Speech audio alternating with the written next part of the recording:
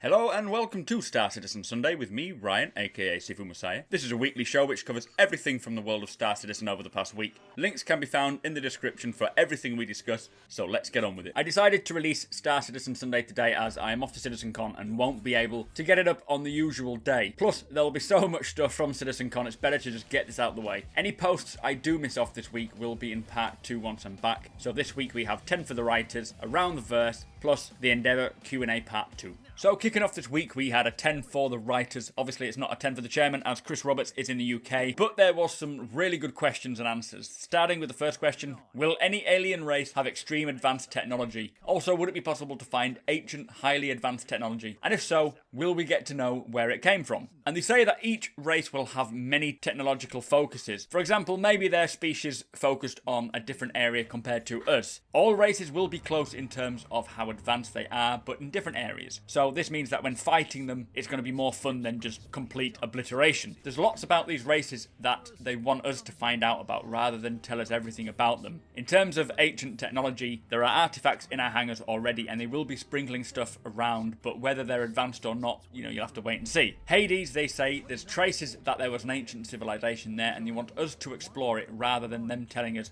exactly what was known. Anyway, second question, will there be any mystery or suspense story arcs surrounding the aspect of boarding derelict ships? And if you've been watching my videos for a while, you'll know that this is one of my most anticipated game modes, boarding a derelict ship, trying to find out what happened and what went wrong. And they say absolutely. They say this is a very fun option. And at Gamescom they showed off them boarding a Retaliator. They did say that finding derelicts will be readily available for the encounters, and it's up to you to explore and find either recordings or hints as to what happened to the crew. And obviously if you're maybe just a salvager, then you'll just salvage the parts, you won't even bother trying to figure out what happened. But for me, exploring a derelict ship in the dark with a torch and a handgun or a rifle is just the most exciting thing for me at the moment. They did say that you may be able to check in smugglers' compartments to find little trinkets which hint to where they were going and what they were doing. Very excited for that. I love this whole storyline. So next question, when will we get more of a backstory about the Vanduul? For example, their leaders, motives for attack, what kind of people they are, or do they even just decimate all that's in their way? And they say that they do know more about them, but they cannot say. Again, they're slowly going to reveal throughout the game, and they're careful about something called meta-knowledge, which they say they don't want us going into the game with more knowledge than your character should have. Knowing the Vanduul history is not something that even the UEE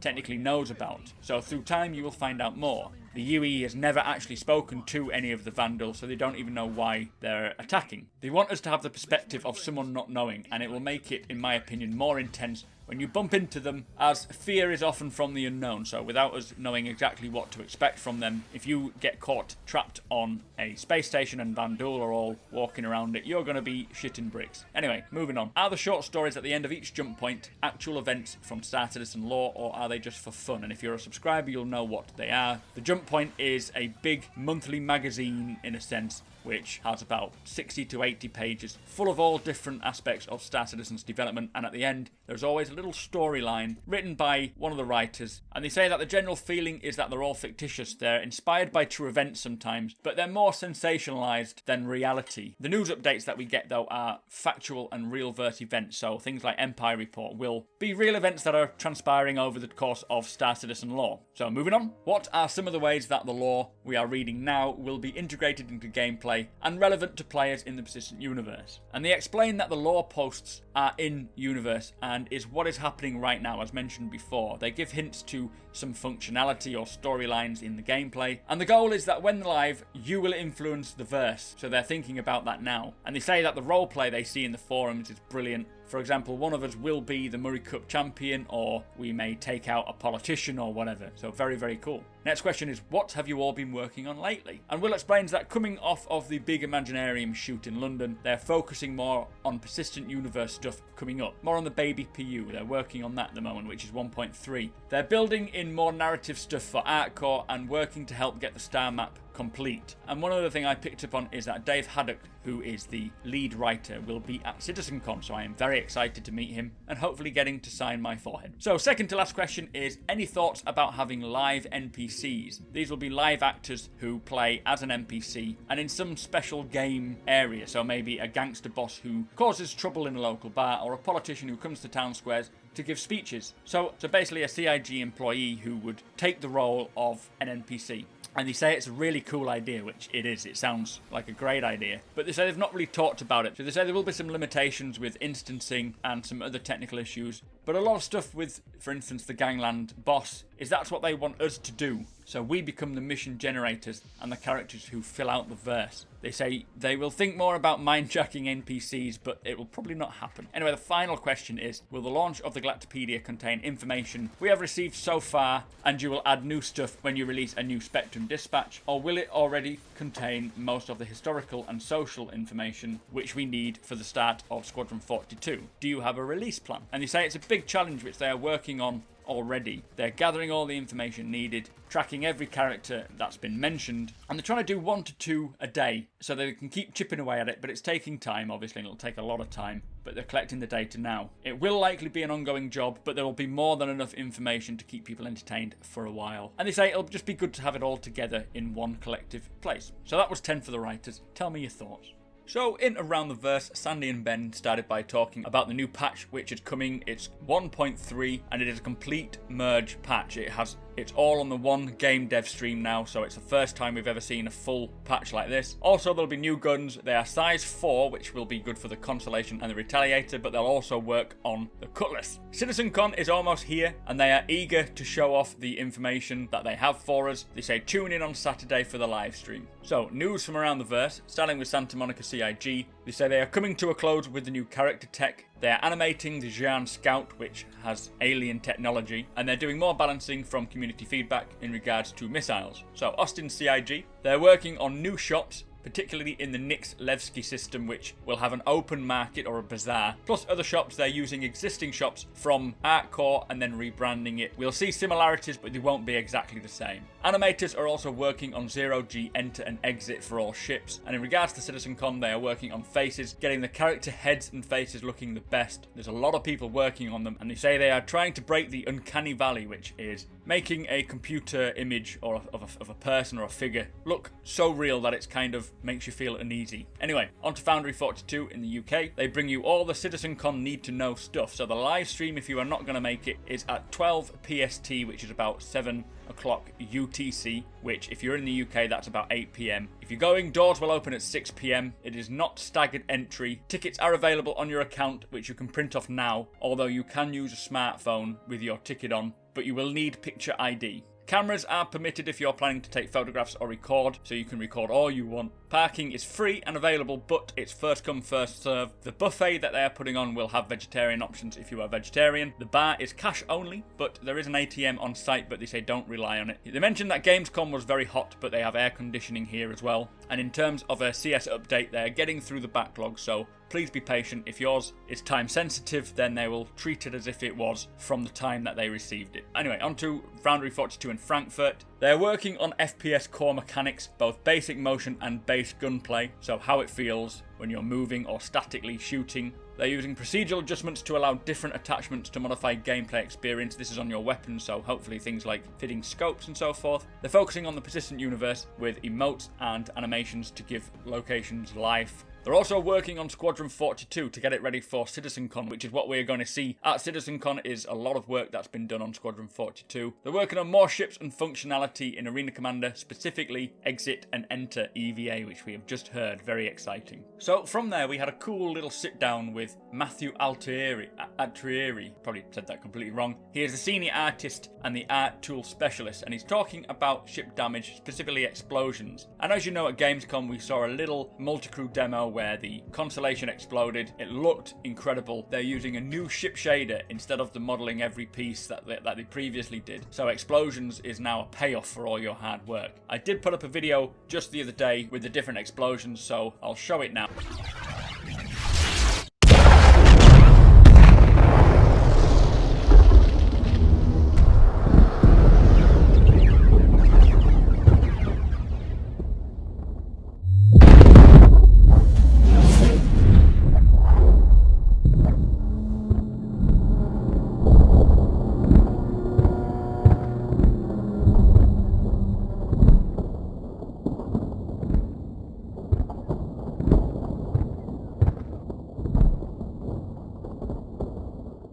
say it's a systematic effect to an explosion, so electrical feedback will first trigger, and then smaller explosions will continue throughout the ship until it has the almighty kaboom. They'll be introducing soon after CitizenCon something called pierceability, which is the ability for bullets to travel through the hull of your ship, and if it hits a certain component with inside it, it'll damage and sparks will fly. It'll either explode or you'll get electrical feedback. Or it could even cause damage elsewhere if it's connected to a certain point of your ship, which is insanely detailed. They say they also want that sort of Starship Troopers or Titanic feel where your ship will crack in half and you'll see, obviously, the ships separate. There'll be lots of people flying around and so forth. It'll feel very realistic, but it does take a lot of tech, so they're working on that. Also, gravity will turn off and you will then just be floating around until you are rescued. Now, ships are divided into nodes, they say. So the Constellation, for example, has a nose, a neck, and then the full body. And each will have its own physics grid. And then as parts of your ship get lost, you'll start to see things deactivating, like gravity, for instance. The last video they showed us was the internal retaliator damage, and this is using Ghost. When the outside is hit, you'll see the inside effects like sparks and flames, until obviously it gets to the inevitable explosion. I do believe this was actually in-game graphics and not cinematics, but I could be wrong.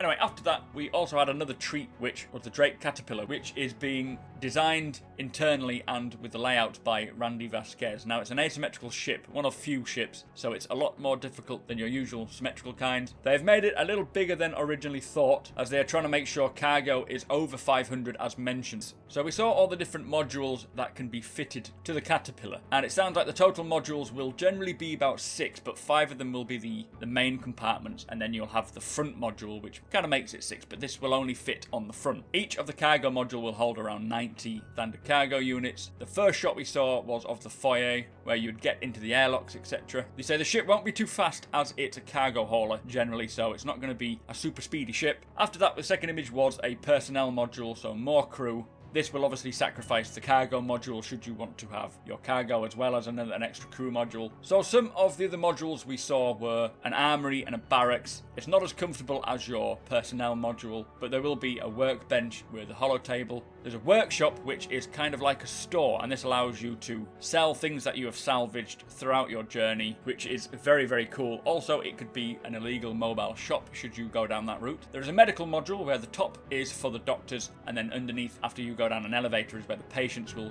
be. They did say that all modules are multi-level, so there's 2 levels to each module. There's the multi-salvage module, which is sort of classed as a chop shop should you go down that route again, with claws and tools or equipment. This bay, it says, opens up to the side to allow things in. You can also have sliding doors to move stuff around inside. There's a barracks module, as mentioned before, with bunks and personal storage lockers. There's also a docking collar module, which you can use to dock many ships to, and it looks as though you can have 4 constellations docked at one point. Very, very cool. I love that idea. Also, when the doors open to the side, most modules will open at the sides, so your cargo, your storage, and all this sort of stuff will have side entries. When it's landed, the bottom door of this module will become a ramp and allow you to drive things in and out. The command module, which is the individual section that can break off, they said that they removed the living area and they might make it 1 layer. The engineering and components will be at the rear of this command module, and the front will be where you drive and you have all your systems. It's looking very cool. They're still work in progress, so,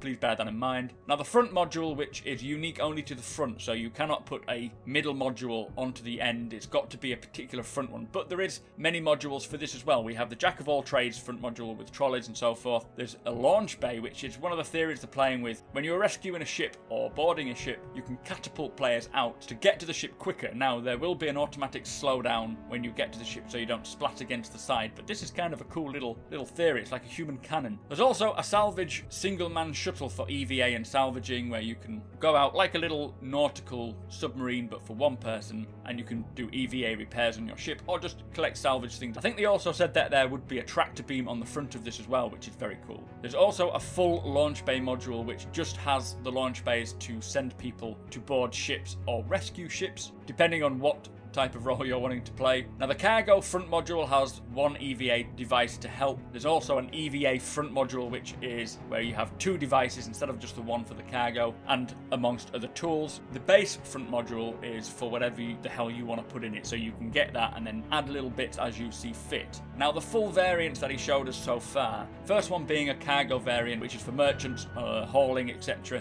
It has engineering in 2 bays, room for more fuels, outside attachments, which they'll discuss at other times, and each cargo module or each section has a control panel above, plus on the wing of the cargo Caterpillar is a seat for a crane operator to make it more easy to move things in and out. The next one we saw was a search and rescue or boarding variant. It has 2 cargo holds, a med bay, a barracks, a personal area for your workers, 2 airlocks, and something I must point out is that each module is self-sustained as well, so you can open single modules separately, it will not affect the other ones. The final module we saw was a mobile salvage, which has the front module with the tools. There's 2 mobile salvage modules, 1 cargo, and a shop in case you're selling your salvage while you are flying. He did say that you can make it into a food truck. Whether or not that's going to happen, I don't know, but sounds pretty cool. But plus, there'll be a personnel module on the mobile salvage one too. The final image shows these green thruster placements, where they are planning to put the thrusters. Most of them will be at the front. It is quite unusual with it being an asymmetrical ship, and when it's fully laden, it will need to be catered for while flying. So, a lot of work going into that. Again, I must stress, all of this is work in progress, none of it is final. Anyway, from there, we went back to Sandy and Ben, and the most valuable post is Alastrom, who has a thread on the community hub with some World War II style propaganda posters. Sandy is hosting Around the Verse next week from the UK with a surprise guest, and the sneak peek is the new hangar lighting, which we saw similar to last week, hopefully coming in with 1.3. Anyway, that was Around the Verse. Lots of exciting stuff. Tell me your thoughts. So as expected, we had the Endeavour Q&A Part 2. Now, they did say there's going to be a Part 3 coming later in the week, but unfortunately I probably will miss that until next week. So starting with the first question, can you equip multiple versions of the same module, i.e. 3 general research pods? If so, what are the advantages? And they say yes, you can, except where a specific limit is noted in the announcement post. For example, only 1 telescope array can be fitted despite it being a 2x1. Now, with these extra pods, you can conduct more research or analysis of more data with separate modules working in tandem. Also, the extra fuel modules will double or triple your fuel supply. So, second question. Are there any advantages to equipping specific pods that only exist in combination, i.e. particle accelerator and telescope together lets you create a Death Star super laser? Or are there any combos incompatible outside of just the size restrictions? And unfortunately, there will be no Death Star super laser just yet. Fingers crossed it comes down the line. They say that the most advantageous pod pairing would be adding an analysis module to pods that generate data, and the most obvious pairing is the med bay with the landing bay. So next question is, what separates the Endeavour from the Carrack as far as exploration is concerned? And it says the Carrack is a dedicated explorer, built as a single self-sustaining ship which can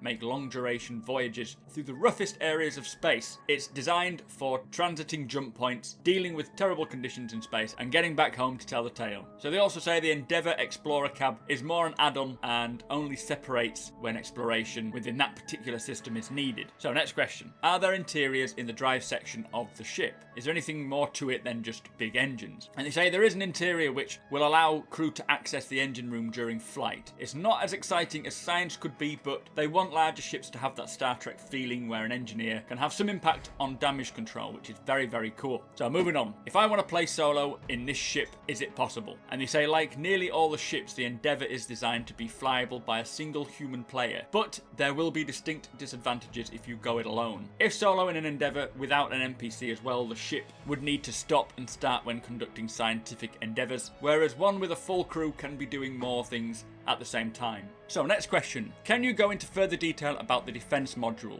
What is it and can it be installed with the medbay? And he says that it's still in early planning stages and they intend for it to be similar to the plug-in a turret modules on the hull, essentially taking up one pair of slots to add turrets, e-warfare defence weapons or similar weapons to your Endeavour, but it will be at a cost of overall reduced science modules. So next question is the Super Collider the only way to have equipment overclocked? And they say no. Chris Robert outlined his plans for a robust overclocking system early in the game, in hopes that players will make a career out of being overclocking experts capable of providing the best tuned weapons and other components, and it was mentioned before that people will make a name for themselves in the verse and become somewhat of a famous person. If you are able to overclock better than other people because there will be some skill behind it, then people will sort you out first to do this, which means you can charge a higher premium, you'll get your name out there, and it will create a much bigger universe. And this goes with pretty much most careers, I would have thought. If you are renowned in a certain career path, then you will be the first choice for people looking to hire you.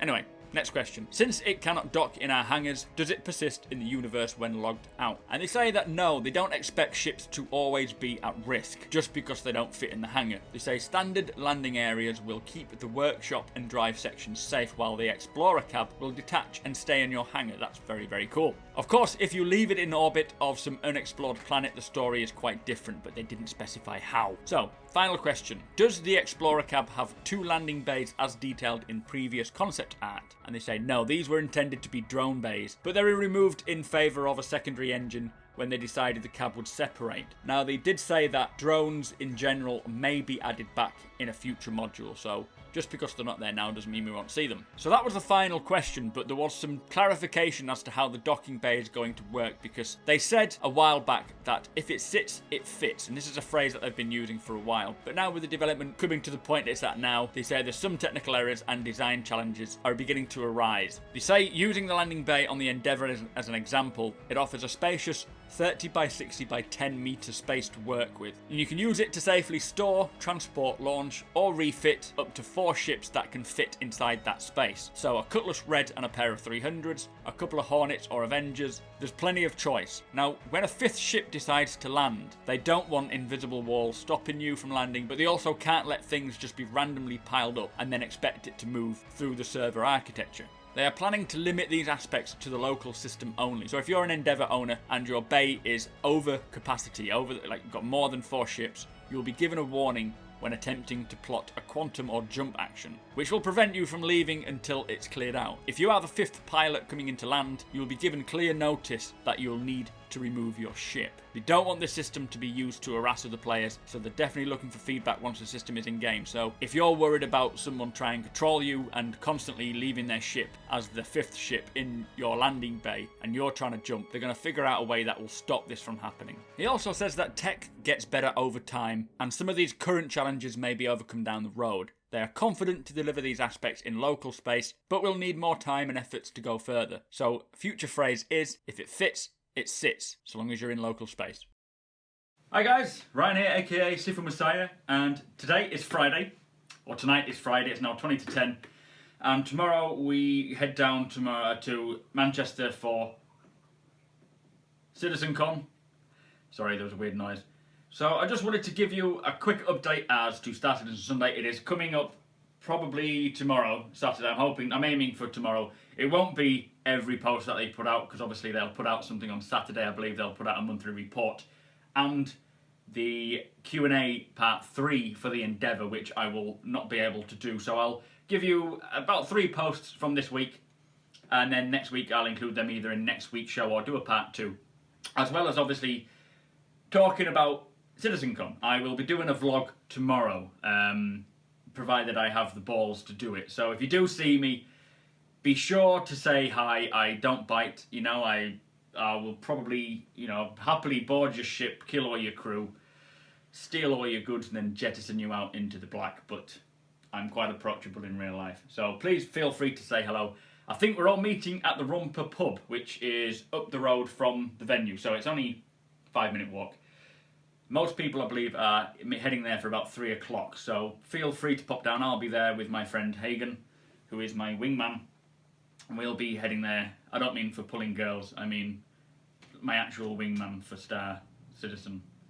That could come out really badly. But yeah, we're heading down there probably about 3:30, possibly 4 o'clock, depending on what time we can get set. Anyway, thank you for all watching and subscribing, and I look forward to meeting any of you who are going. If you're not going, don't worry, there is a live stream, as you know, and it's going to be good. But yeah, anyway, this is me, signing off. See you soon. So yet again we have come to the end of the show. I just want to say a big thank you to all our subscribers and a massive thank you to all our patrons. You are truly helping our channel grow. If you are interested or able to help us out in way of a monthly donation from as little as $1 to any amount you deem fit, check out our Patreon page in the description. This really helps our channel to create more videos, better quality videos, and it allows us to get better hardware, better software, plus it allows us to spend more time on creating the videos. Don't forget to subscribe, comment if you have anything to say, show me the love by hitting the like button, and share it with all your friends and enemies. Thank you for watching, and I shall see you in next week's show.